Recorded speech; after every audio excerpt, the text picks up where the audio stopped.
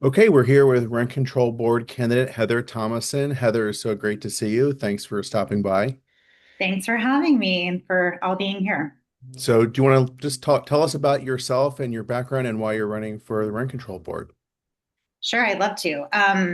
So my name is Heather Thomason, and I am a homeowner now, but before I was a homeowner, I was a renter in Los Angeles for 16 years. And my experience was kind of bookended by rent control apartments. When I first moved here to Los Angeles, I was 22 and had no job and was moving in with my best friend from growing up. And so that was kind of one version of a rent control experience that I had. And then cut to 8 years later, I guess I was in another rent control apartment, which was my last apartment before moving into Santa Monica.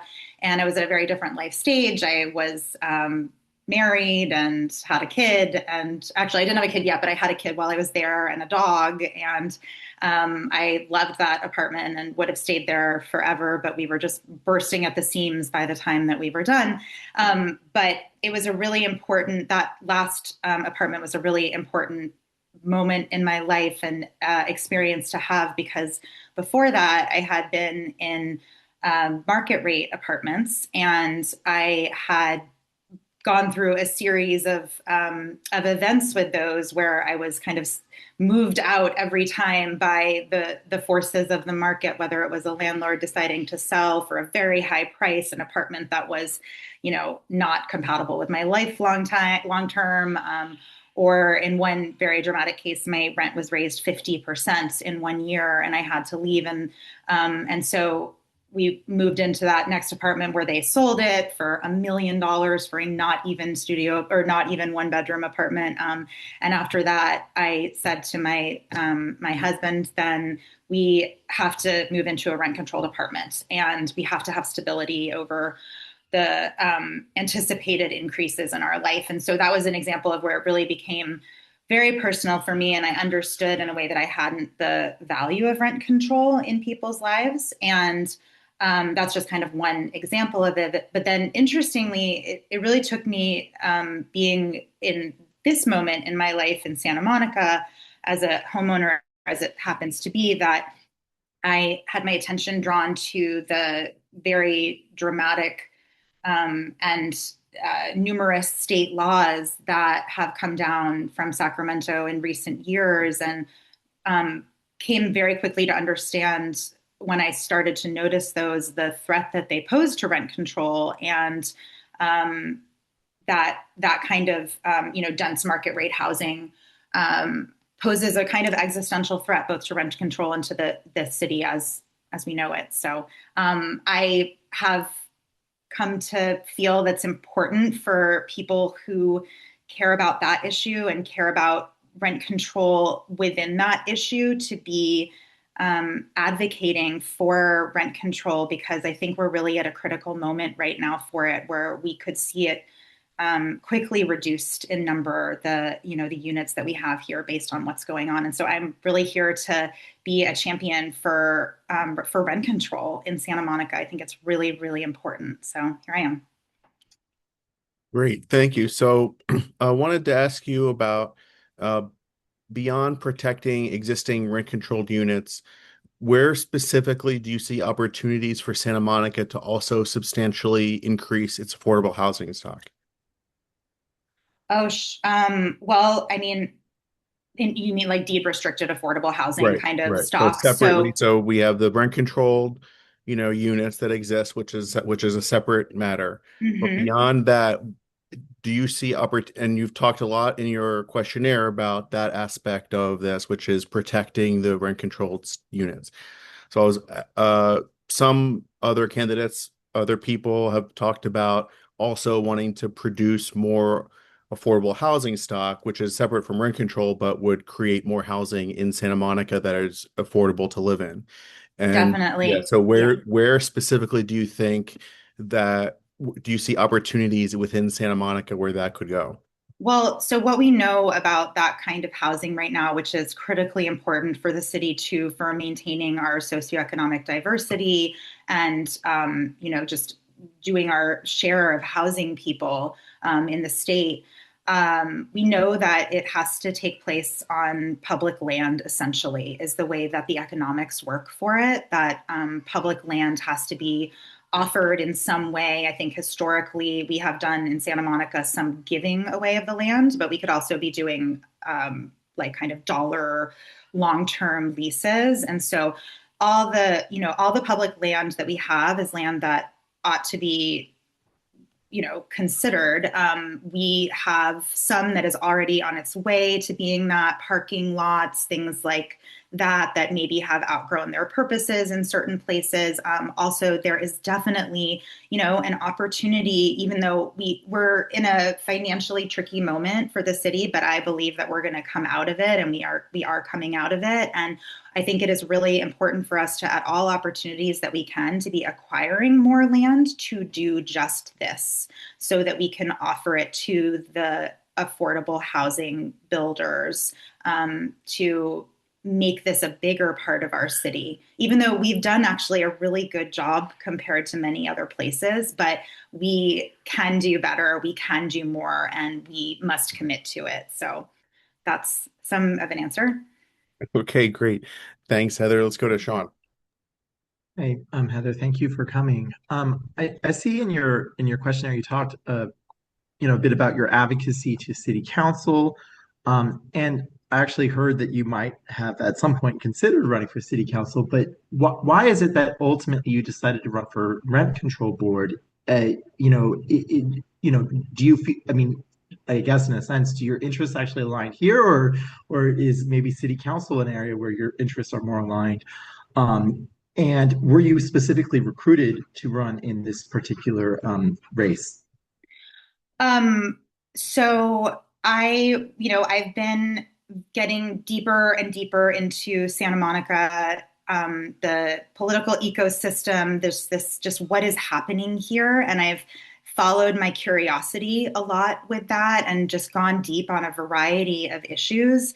Housing is one that I think for virtually anybody who's paying attention becomes something that emerges as a really important piece of our story right now. And so I have ended up learning a lot about the state housing laws and about rent control. And so while I've have a number of different interests for the city, and as I was kind of just trying to figure out how can I help the most? Where am I going to help the most? Where can I bring my values and bring my energy and my passion for our city? What can I do with it? And city council became something that some people were asking me to consider. And so I was considering it and looking at that. And I ultimately decided that that was a bigger bite than I could chew right now. And, I have some learning and things to do, but I continue to feel very, very passionately about figuring out kind of the jigsaw puzzle of housing in our city and how we're going to make this work for people who want to be here, people who are here, who are at risk of losing their places, people who are here and are not at risk of losing their places, but have chosen to put their lives here. There's such a variety of types of experiences going on. And to me, rent control is just it is existential for this city. It is a part of the city's identity. And one of the things that I really, really love about it, and I think it's taken me a little bit of time to just understand just how much it fits into the bigger picture of my passion for this city. And so, yeah, that's kind of how I've gotten here. And I would love to get to keep learning about it through working on the rent control board. I think that it really lines up very naturally with the kind of outreach I'm interested in with people. And I would be so thrilled to get to help out in this way. Thank you. Let's go to Isabel.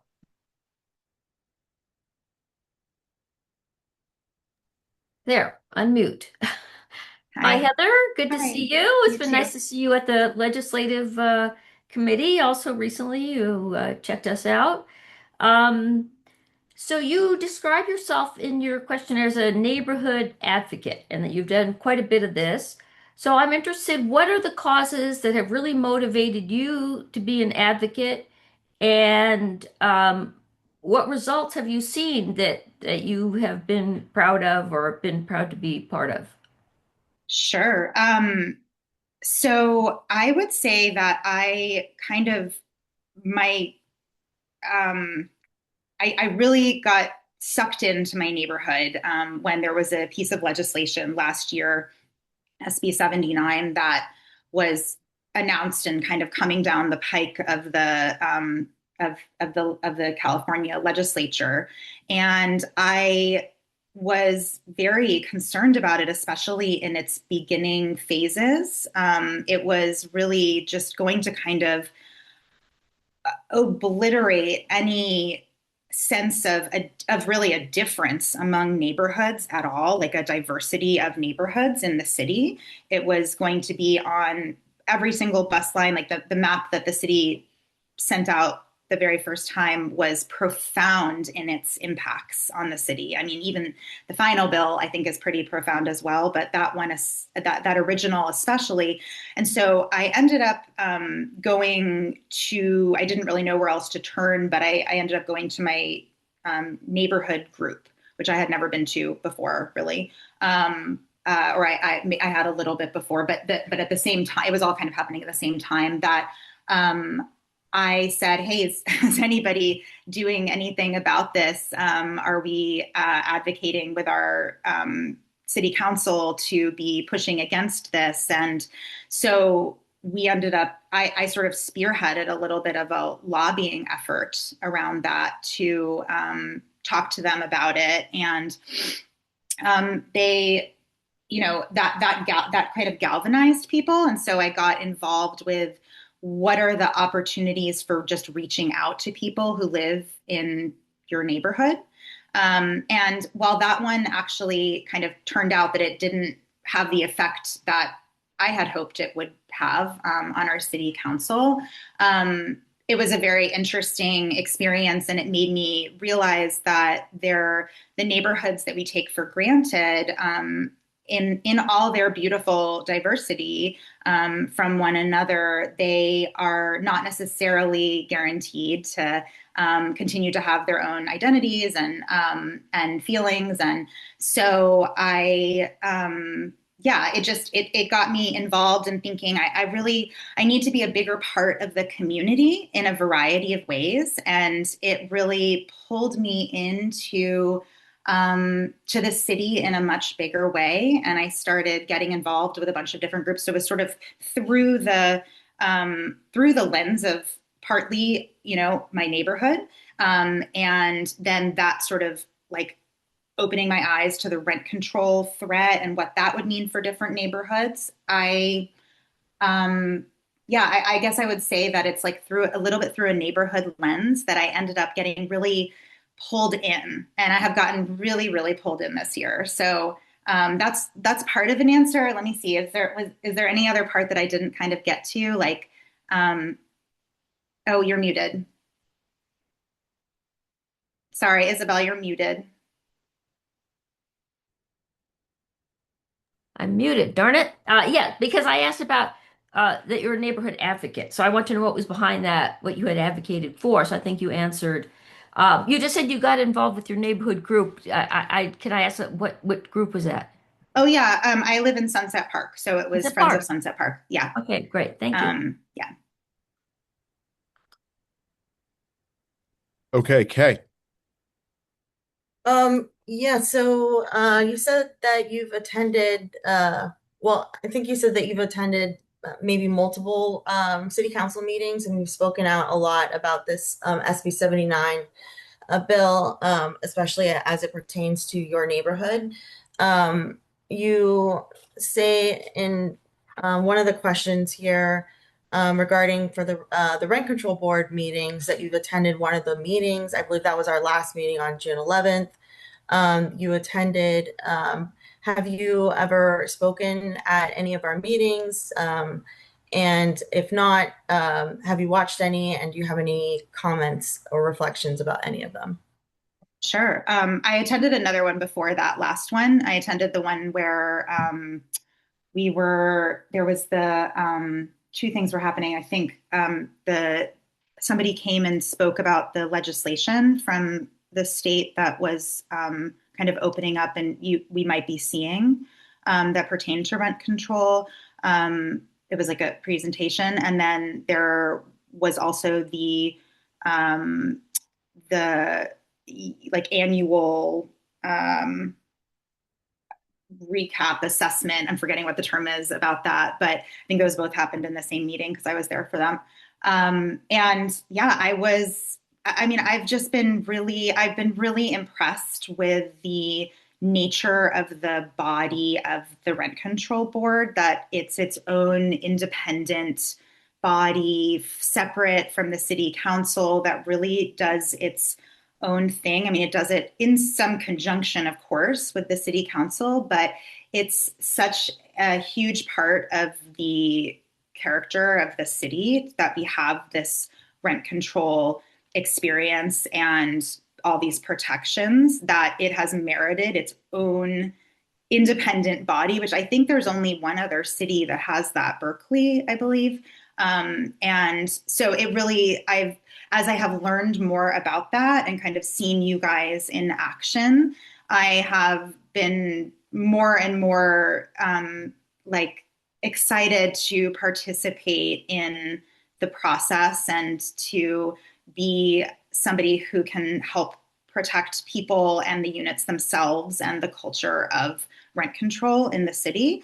I think it's really, it's interesting, as we've discussed a little bit, that there's 5 people. It's a small group, and it's, that can mean a lot of different things, but it seems really helpful to have some cohesion and for people to be happy to work together, and that's seems like we have that going on right now, so that's great. There's a lot underneath rent control. The history of it is so interesting and plays into decisions that are happening, live today. And I think that it's wonderful that we have so many people that are still, from the deep history of rent control, who are still so actively involved and come and attend. And so, yeah, those are some insights and observations that I have. Oh, I Thank think you. you asked me about commenting too. I haven't made a comment, but I will be planning to at the June 25th Okay. meeting. Okay, let's go to Andrew. Good afternoon, Heather. Hi. Thanks for coming. So I thought your questionnaire, you did a nice job.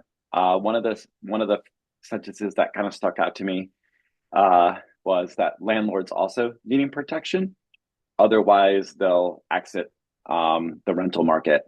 Can you talk a little bit more about that, given that?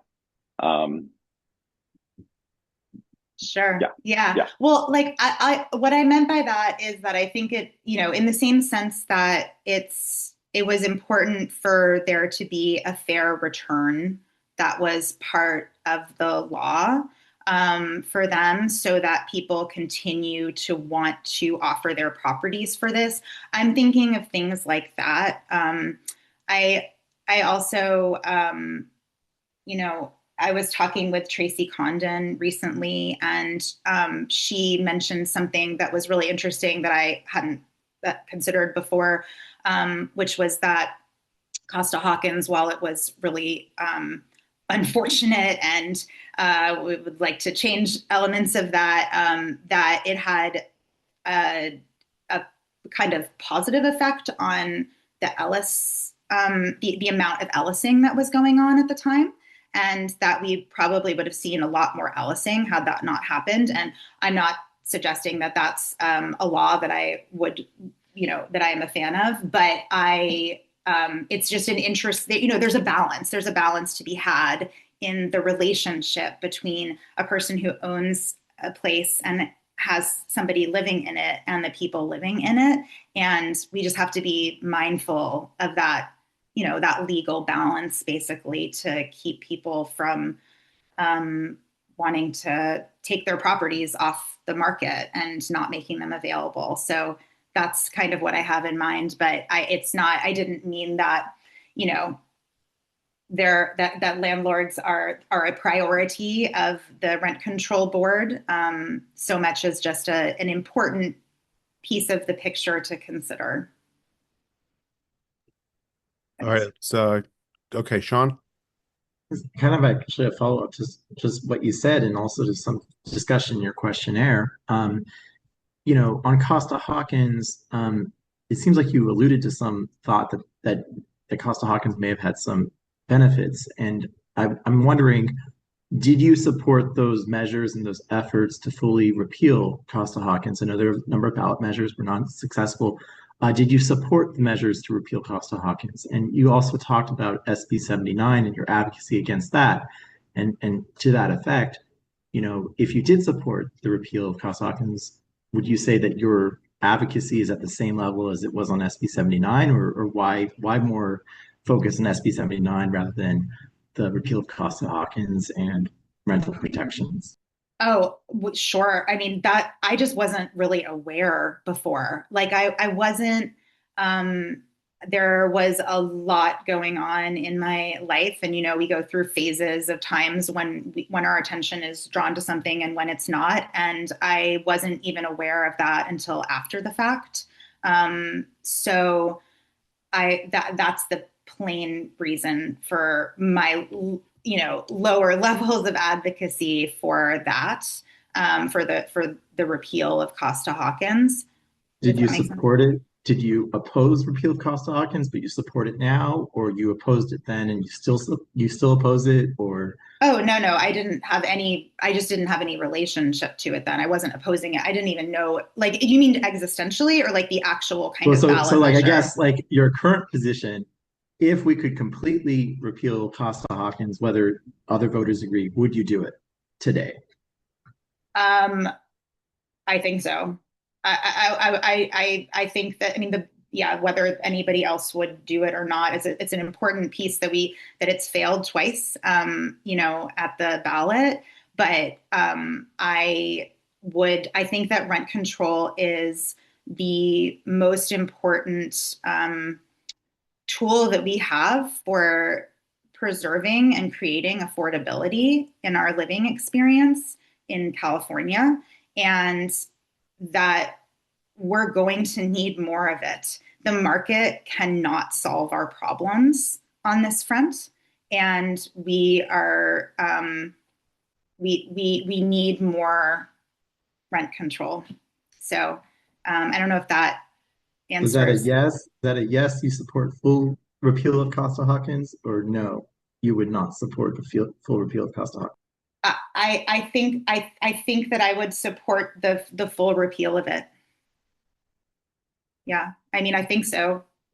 I need to. I believe so. I feel like there's some little, like there might be details that I just need to wrap my head around, but yes, I just will say that I support the repeal of it. Okay, thanks. Let's give the last question to Kay. Yeah, I'll just ask this because it's been asked before. Have you heard of Barrington Plaza? And if so, can you give us an understanding about what that was and why it's important? Barrington Plaza. Can you tell me a little bit about it? Or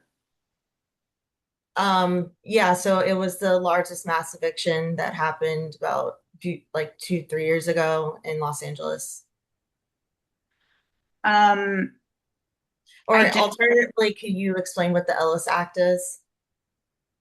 Sure. Well, the Ellis Act is, my understanding of it is that it's the ability of a property owner to remove their rent control properties from the market, and they can do, they can do a variety of things with it, including moving in themselves to it. They can also wait 5 years. That's not it. Okay. Well, so I'm still learning a lot. There's definitely some things I'm still learning.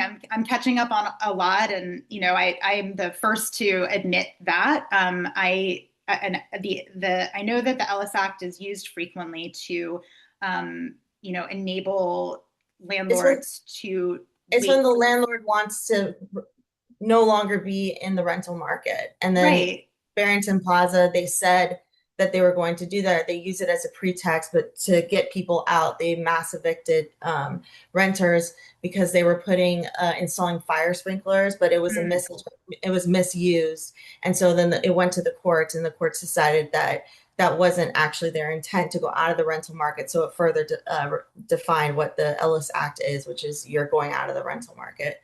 But I mean, it wasn't in Santa Monica, and we are all learning. Yeah, thank you. I mean, the main thing that I have understood about the Ellis Act was that it is a way for landlords to take their properties off the market, and it is frequently used in order to be able to, demolish them after a period of time, and then bring new market rate rentals back, on the same property, and that's its most kind of common use. But yeah, as far as that piece of history, I'm really, looking forward to learning all of the ins and outs. And I wish I knew that one already. And thank you for sharing it. And I think that one of the things about all the history of rent control and how it's been abused and, by landlords, and how, all the different things, there's there's this kind of like it's both so recent, that this came into existence, and far enough away that we need to really keep an eye on that history and keep it alive. And so I really value the community around this, and SMER. And I was telling UK yesterday that I just took my SMER training, my SMER hotline training, and so I've already learned a lot just from doing that. And I'm looking forward to being on the hotline and kind of getting into everything, and learning all the ins and outs. Okay. Thank you so much, Heather, for stopping by. We appreciate it, and Thank we'll talk you. to you soon. Okay, thanks so much. Okay. See ya.